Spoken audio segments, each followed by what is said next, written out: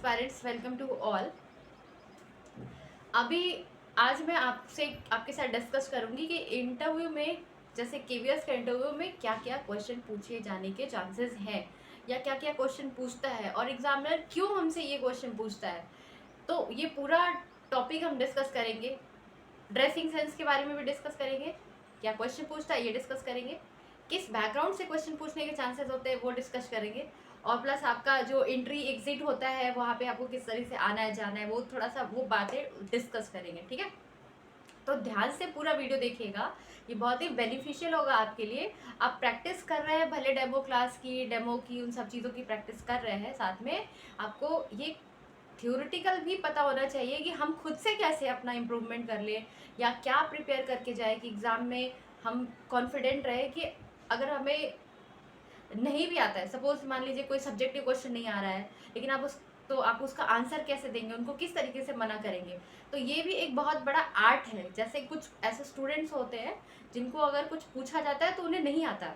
बहुत सारे ऐसे स्टूडेंट हैं जो बहुत सारे क्वेश्चन के आंसर नहीं देते लेकिन सेलेक्ट हो जाते हैं। ठीक है, और कुछ ऐसे स्टूडेंट होते हैं जो सारे क्वेश्चन का आंसर देते हैं फिर भी उनका सिलेक्शन नहीं होता। कारण क्या है कि हमें ये नहीं पता है कि हमें अपने आंसर को किस तरीके से उनको मना करना है, यानी कि किस तरीके पोलाइटली हम उनको मना कर सकते हैं और किस तरीके से एक पूरा जो बोर्ड बैठा होता है उसको हम इम्प्रेस कर सकते हैं अपने बॉडी लैंग्वेज से, अपने बोलने के तरीके से। तो वो चीज़ बहुत सारे स्टूडेंट्स को नहीं पता होता है। जैसे जो स्टूडेंट्स बहुत कांटेक्ट में नहीं रहते हैं लोगों के, जो बात नहीं करते हैं, जो हेजिटेट करते हैं बात करने में, ऐसे बच्चों के साथ बहुत दिक्कत आती है कि अच्छा मार्क्स लाने के बाद भी वो परेशान रहते हैं, जैसे इंटरव्यू कैसे निकलेगा, कैसे निकलेगा। नॉलेज तो होता है उनके पास लेकिन बोलने नहीं आता है। जिस नहीं बोलने की वजह से वो अच्छे पोस्ट पर नहीं जा पाते हैं। ऐसे बहुत सारे कैंडिडेट होते हैं कि जो मार्क्स तो अच्छा गेन करते हैं लेकिन कभी कभी वो अच्छे डेजिग्नेशन पर उनको हायर नहीं किया जाता है क्योंकि उनका कम्युनिकेशन अच्छा नहीं है, वो डीलिंग नहीं कर सकते लोगों से। तो हालांकि केंद्रीय विद्यालय में तो आपको किसी पर्सन के साथ डील नहीं करना है, छोटे बच्चों के साथ डील करना है, लेकिन छोटे बच्चों के साथ डील करने का भी एक अलग तरीका होता है। तो उन सारे टॉपिक पे हम डिस्कस करेंगे। ठीक है, तो स्टार्ट करते हैं। सबसे पहले हम बात करते हैं, आप इंटरव्यू रूम के अंदर जो एंट्री करते हैं उस एंट्री की बात करते हैं। कभी भी आप इंटरव्यू रूम में एंट्री करिए तो वहाँ पे आप मे आई कम इन सर बोल करके एंट्री करिए। ये एक वर्ड हो, मतलब मे आई कम इन। अगर आप इंग्लिश मीडियम या हिंदी मीडियम के किसी भी मीडियम के बच्चे हैं तो आपको एंट्री करने से पहले एक बार उनसे परमिशन लेना बहुत ज़रूरी है। तो ये एक दो पॉइंट है जो हम स्टार्टिंग का मैं आपको बताऊंगी ना, उसको माइंड में याद रखिएगा। जैसे भी आप इंटरव्यू देने जा रहे हैं ना, तो सारा कुछ स्किप कर सकते हैं लेकिन दो तीन चीज़ें आप स्किप मत करिएगा, क्योंकि वो इंटरव्यूअर जो है ना वो इस चीज़ को नोटिस करते हैं। वो हम नहीं ध्यान देते, आप ध्यान नहीं देते जब इंटरव्यू देने जाते हैं, लेकिन वो इंटरव्यूअर नोटिस करते हैं कि बच्चा एंट्री करते समय उसको ग्रीटिंग किया कि नहीं, एंट्री करते समय उससे परमिशन लिया कि नहीं। आप जब भी गेट खोलिए तो सबको पता है कि फाइल पकड़ने का एक तरीका आप लोगों को वीडियो में बताया जाता है, इस तरीके से फाइल पकड़ के आप जाते हैं। ठीक है, ऐसे। ठीक, तो जब भी आप एंट्री कर रहे हैं तो सबसे पहले परमिशन लेके एंट्री करिए। मैं आई कम इन सर। अगर जो भी जिससे भी दरवाज़ा जैसे ही खुला, जिससे भी आई कांटेक्ट हुआ, जैसे सपोज दरवाज़ा खुला और कोई फीमेल है उससे आई कांटेक्ट हो गया आपका, तो तुरंत आप उनको बोलिए मैं आई कम इन मैम, मैं आई कम इन सर। तो ये हुआ एंट्री का। एंट्री करने के बाद आप जाइए, खड़े रहिए। जब तक वो आपको बैठने के लिए नहीं बोलते तब तक आपको बैठना नहीं है। और उस खड़े रहने में ही आपको उन सब को एक आई कांटेक्ट के साथ साथ में गुड मॉर्निंग या गुड इवनिंग या गुड आफ्टरनून जो भी चल रहा होगा वो विश करना है। अब गुड आफ्टरनून गुड इवनिंग कैसे विश करना है, सपोज अगर एक फीमेल है, जनरली इंटरव्यू में बोर्ड में एक फीमेल रहती है, सारे मेल होते हैं, एक फीमेल रहती है। कभी कभी दो फीमेल मैम भी रहती है। जैसे अब केवीएस का इंटरव्यू है तो हो सकता है प्राइमरी टीचर में दो या तीन फीमेल रहें। ठीक है, तो अगर एक फीमेल है तो सबसे पहले फीमेल को विश करिए गुड मॉर्निंग मैम। उसके बाद फिर आप मेल पर्सन को विश करेंगे good morning sir, good morning sir. Suppose female बीच में बैठी है, मेल किनारे किनारे बैठे हैं, तो मैम को विश करने के बाद फिर दो विश एक बार निकालिए और वो सारे फीमेल्स मेल्स को हो जाएगा। ठीक है, दो बार विश करिए। चेयर पे आपको बैठने के लिए बोला गया, आप चेयर को आराम से थोड़ा सा पीछे खींचिए और उसमें बैठ जाइए। सिटिंग पोजीशन क्या होती है आपकी, बिल्कुल स्ट्रेट बैठना है, बिल्कुल स्ट्रेट बैठना है। स्ट्रेट का मतलब एकदम ऐसे अकड़ के जैसे नहीं बैठेंगे कि डर के बैठे हैं बिल्कुल, नॉर्मल तरीके से स्ट्रेट, यानी कि ये आपका जो शोल्डर है ये आपका स्ट्रेट रहना चाहिए इस तरीके से, ठीक है। जैसे मैं बैठी हूँ, दिख रही हूँ मैं आपको कैसे बैठी हूँ, इस तरीके से, और एकदम रिलैक्स हो गए। वो खुद आपसे बोलेंगे कि इंट्रोड्यूस योर सेल्फ, या अपना इंट्रोडक्शन दीजिए, या अपने बारे में बताइए। अगर सामने वाले आपसे पूछ रहे हैं कि अपने बारे में बताइए, और आप हिंदी मीडियम स्टूडेंट है, आपको इंग्लिश में कम्युनिकेशन में प्रॉब्लम है, और सामने आपसे पूछा गया कि आप अपने बारे में बताइए, और आपको इंग्लिश में प्रॉब्लम है, तब आप नॉर्मल हिंदी में अपना इंट्रोडक्शन दे सकते हैं। सबसे पहले अपना नाम बताइए, अपने पापा का नाम बताइए, और उसमें श्री जरूर लगाइए। फिर मम्मी का नाम बताइए, उसमें भी श्री जरूर लगाइए, ठीक है। उसके बाद आप अपना फैमिली बैकग्राउंड बताइए, आप कहाँ से बिलोंग करते हैं, आपके कितने भाई बहन हैं। इतना ही इंट्रोडक्शन आप अपनी फैमिली का देंगे। आप कहाँ से बिलोंग करते हैं, आपके भाई बहन कितने हैं, और फादर क्या करते हैं वो बता सकते हैं। आपकी मम्मी भी कुछ करती है तो वो भी बता सकते हैं।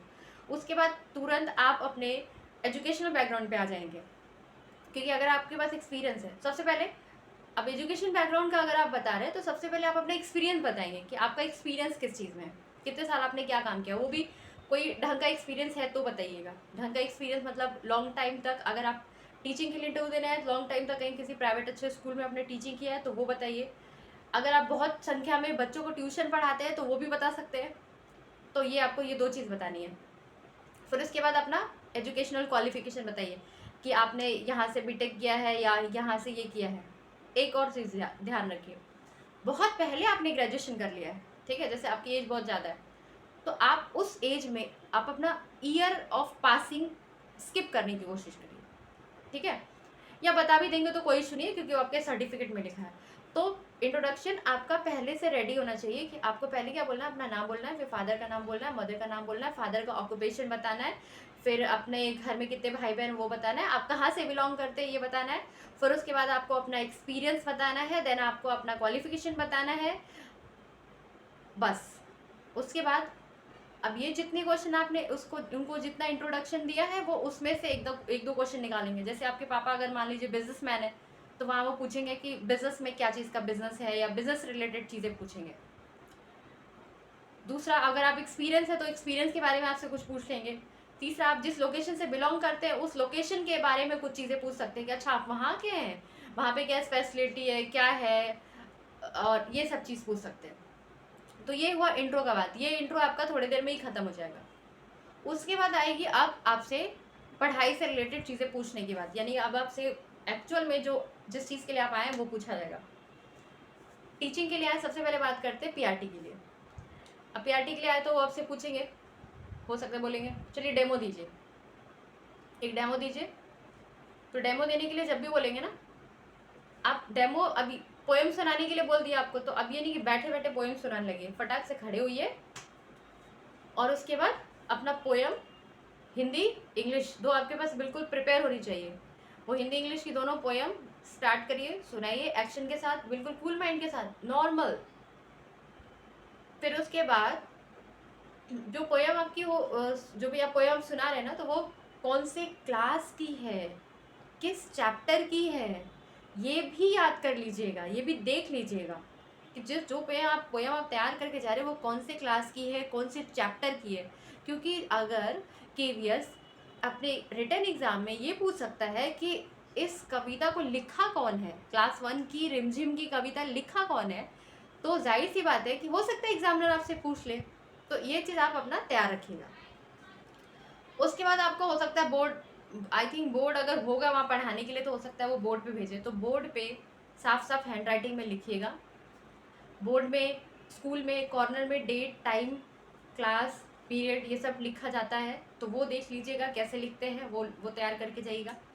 टॉपिक टॉप में लिखा जाता है, उसके बाद बोर्ड पे पूरा वर्क स्टार्ट किया जाता है, तो वो तैयार करके जाइएगा, ठीक है।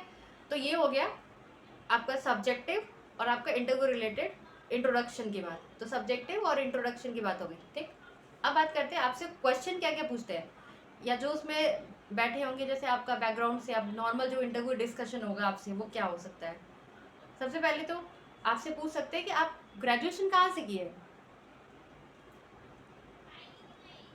कौन से ईयर से किए, आपके कॉलेज का नाम क्या है, आपका कॉलेज कहाँ से एफिलिएटेड है, कब इस्टेब्लिश हुआ। फिर पूछ सकते हैं कि आपका कॉलेज का नाम जो है, जैसे किसी पर्सन के नाम पे, सपोज महात्मा गांधी के नाम पे है, एफिलिएटेड है, या फिर कोई किसी किसी का किसी न किसी किसी पर्सनालिटी के नाम पे होता है, तो उस पर्सनालिटी के बारे में आपको पता होना चाहिए। जैसे अब गांधी जी के ऊपर महात्मा गांधी काशी विद्यापीठ है, तो वो आप पूछ देंगे कि अब गांधी जी से रिलेटेड हो सकता है, आपसे वो क्वेश्चन पूछ देंगे, क्यों नाम पड़ा, कॉलेज क्यों इस्टेब्लिश हुआ, उसके पीछे अगर कोई स्टोरी होगी तो वो पूछ सकते हैं। भले उनको नहीं पता होगा, लेकिन वो आपसे पूछेंगे, ठीक है। तो इंटरव्यूअर का ये क्वेश्चन बनाने का तरीका होता है, क्योंकि वो काफ़ी सीनियर होते हैं और उस टाइम वो आपसे सब्जेक्ट कम पूछेंगे, साथ में आपसे वो सारी चीज़ें, जनरल नॉलेज टाइप की चीज़ें पूछ सकते हैं। आप अगर यूपी से हैं तो यूपी में कौन राज्यपाल है ये पूछ सकते हैं, यूपी में कौन फाइनेंस एजुकेशन मिनिस्टर कौन है। तो अब ये देखिए, पॉइंट वाइज समझते हैं इस चीज़ को। अगर आप किसी स्टेट से हैं तो स्टेट के मिनिस्टर्स के नाम पूछ सकते हैं। जब स्टेट के मिनिस्टर का नाम आपको पता है, तो साथ में आपको सेंटर के मिनिस्टर्स का भी नाम पता होना चाहिए। यानी कि ये सारी चीज़ें क्लियर होनी चाहिए। आपको प्रेसिडेंट कब अपॉइंट हुए, प्रेसिडेंट को कौन अपॉइंट करता है, कौन से नंबर के प्रेसिडेंट है, हमारे पीएम कौन है, पीएम का प्रेसिडेंट, पीएम कौन से नंबर के हैं, फाइनेंस मिनिस्टर कौन है, होम मिनिस्टर कौन है, एजुकेशन मिनिस्टर कौन है, ये याद होना चाहिए। जैसे अब एजुकेशन मिनिस्टर सेंटर के कौन है वो पता होना चाहिए, स्टेट के कौन है वो पता होना चाहिए। तो ये सारे बेसिक चीज़ें होती है जो जनरल नॉलेज से रिलेटेड होती है, और ये किसी भी अपर पोस्ट पे काम करने वाले पर्सन को इनका नाम पता होना चाहिए, पता होता है। तो वो आपसे भी एक्सपेक्ट करेंगे कि आपको ये चीज़ें तो पता होनी चाहिए, बेसिक चीज़ें हैं। तो ये जो बोर्ड होता है ये सारी क्वेश्चन आपसे पूछता है, ठीक है। अब उसके अलावा और क्या पूछ सकते हैं, उसके अलावा जो एजुकेशन का जो नया टर्मोलॉजी आया है, जैसे कि FLN, फिर जो जितने भी एजुकेशन रिलेटेड पोर्टल है, NCERT का फुल फॉर्म पूछ सकते हैं, फुल फॉर्म पूछ सकते हैं, NCERT का फुल फॉर्म पूछेंगे, FLN का फुल फॉर्म पूछेंगे, और जितने भी एजुकेशन रिलेटेड जो भी पॉलिसियाँ आई हैं उन पॉलिसी का फुल फॉर्म, ठीक है। तो वो पॉलिसी का फुल फॉर्म आपको पता होना चाहिए। और जैसे NCERT कब इस्टेब्लिश हुआ, CBSE बोर्ड कब इस्टेब्लिश हुआ, CBSE का फुल फॉर्म क्या है, NCERT के CEO, NCERT का सॉरी CEO कह रहे हैं, फिर NCERT में क्या पैटर्न चेंज होने की बात हो रही है अभी, ये इस तरह के क्वेश्चन जो जनरल क्वेश्चन होते हैं, जो करंट अफेयर रिलेटेड होते हैं, वो पूछ सकता है। फिर जो अभी न्यू एजुकेशन पॉलिसी आई है तो उससे रिलेटेड पूछेगा कि 5+3+3+4 ये क्या है, इस टाइप का क्वेश्चन आपसे पूछ सकता है, ठीक है। तो इसको ब्रीफ में पढ़ के जाएगी, यानी कि जो आपने थ्योरी में, जो भी आप एग्जाम देते समय पढ़े थे न्यू एजुकेशन पॉलिसी, तो न्यू एजुकेशन पॉलिसी पढ़ के जाइएगा। जितने भी मिनिस्टर्स हैं उनके नाम पर पता होने चाहिए आपको। तो ये रही सारी बातें। नेक्स्ट अब बात करते हैं ड्रेसिंग सेंस की।